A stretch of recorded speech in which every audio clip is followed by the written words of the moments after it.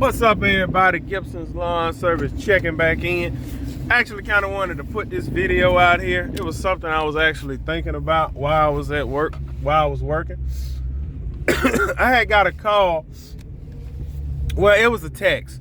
I got a text from one of my old customers that I used to do work for, at a cheap price, actually. And they texted me, they said, and this is how the text went. Hey, such and such, hey, this is such and such at address, blah, blah, blah.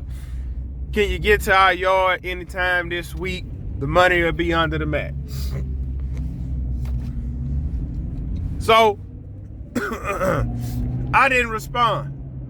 And I'm gonna tell you why I didn't respond. Because it's been a couple of years since I've been over there at that property. And what I used to charge, I don't charge no more. I don't do business like that no more. So I didn't feel like wasting my time texting them back, telling them I don't do business like that no more. Or the price have went up since the last. I just, man, forget it. It's no point. Yeah, and I was reflecting on quite a bit of stuff today. Because for number one, it was freezing cold. And I was sitting here thinking about on the things that I wanted to change this year.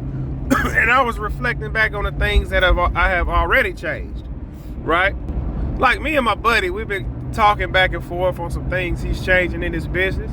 He's in the process of moving all of his clients to credit card on file. That's what he's in the process of doing.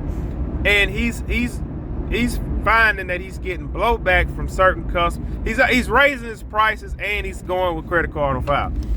And he's getting blowback from a few customers about, well, man, we've been doing it this way for so long. People don't want to change with the times.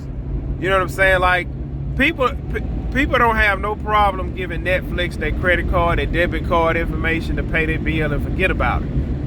You'll have a person that's been servicing your property 3, 4, 5 years. You see them 2, 3, 4, 5 times a month. You can actually have a conversation with that person.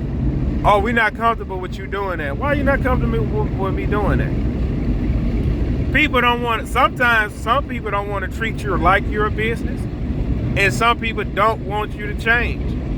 Like, I'm gonna give a real example.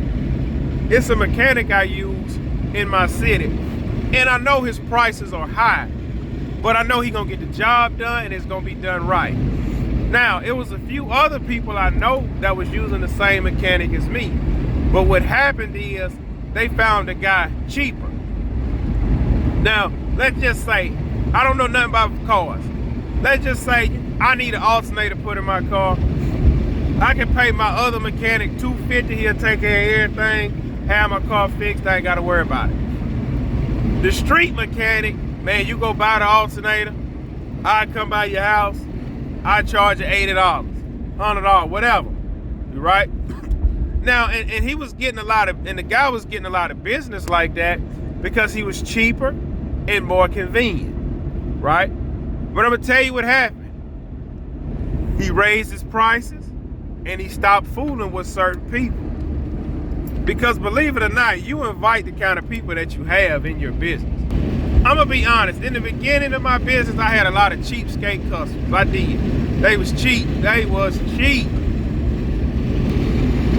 But guess what? I was cheap. I used to call my business CRLS, Cheap Reliable Lawn Service. Now looking back, that's crazy because I'm cheap and I'm reliable. And people used to say that, man, you cheap, man, and we can count on you. Right? So back to when this customer texted me and told me to come do their property. You see, they was getting a cheap price to get their lawn maintained, right? So they called me back because they want more cheap work. They want good quality work, but they want the cheap price I was giving. I refuse to sell my services for that anymore. It's a lot of stuff I don't do in business. Like, case in point, I don't work for friends and family. I'm not gonna do it. I've done it in the past, and I'm gonna tell you why that's not good to do. Because at some point it's gonna strain your relationship with them. It really is. I'm gonna tell you what'll happen. Let's say you start out cutting your best friend yard for $40. All right, you cutting this yard for $40 first year, second year, and your friend's mind, I'm supporting my friend, right? And you like, man, I got a good customer, this is my friend. Here's what happens. The neighbor come out, hey man, you'll cut mine too? You be like, man, all right, I can do yours for $50. He accepts. So now you looking at it like, so what's gonna happen when you come back to that subdivision or that area? You're gonna do the neighbor yard first, then you're gonna do your friend yard because the neighbor's paying more money. When it come down to it, if it's about to rain and you only got time to do one yard, you're gonna do the yard that pay the most. Your friend will look at it like, man, you could at least cut me for it rain, man. He cut the other dude's yard first, right? So then later on, you're gonna wanna raise your friend price to $50 to get him on board with what the neighbor's paying. But here's what's gonna happen. Your friend just might pay the $50. That's cool, bro, I give you the money, you know? But he like, man, he charging me a little more, right? And then you're gonna change direction with your business again. You're gonna be like, hey man, I'm moving the credit card on file. Like, credit card on file? Like, man, what you doing that for? I'm giving you cash, the money here. You're like, well man, it's more convenient for my business. I don't have to deposit any money. By me doing credit card on file, I just hit your account, the money goes straight to my account. I don't even have to go to the bank.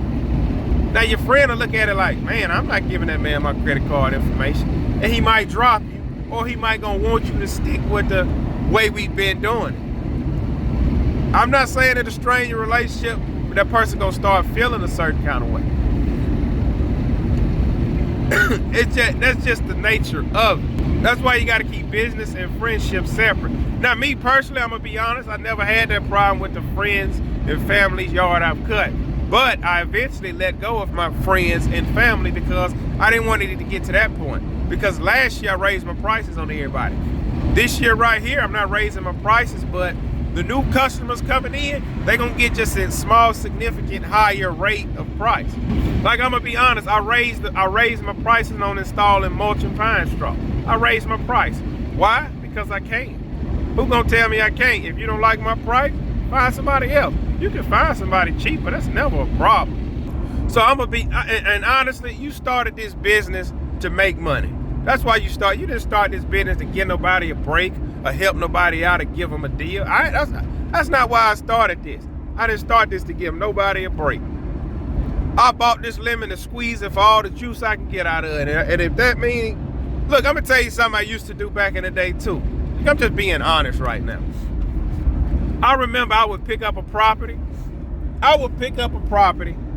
And let's just say $50, right? And then the neighbor come out and be like, hey man, what you charge? In my mind, I used to be like, man, I'm charging this person 50. I gotta charge him 50 because one day they gonna talk like, yeah man, we got a good line, man. And I don't want them to be like, I'm paying 50. Well man, I'm paying 60, why is that? And then I lose both. Guess what? I do that today. I squeeze that. Back then I didn't want to do that. Now I squeeze that lemon for as much juice I can get out of it. If I tell this customer right here 50 and the neighbor come out, the customer could be standing right there. I'm gonna say 55. And if that neighbor accept that price, if that neighbor accept that price, guess what? The current neighbor, your price going up next year, buddy. And then if the third neighbor come out, I'm gonna tell him 60. It's not the fact that I'm ripping them off, it's the fact that I'm squeezing this lemon for all the juice I can get out of it. Now some people will hear that and be like, man, you ripping people off. Look, check this out. This happened a while back. I never spoke on it, but I'm gonna speak on it now. I went and done some work. For this particular person, right? They wanted some stuff trimmed. I trimmed it all up, gave them an awesome, cheap price. And I made a video on it. And I had put it on Facebook and YouTube and all that.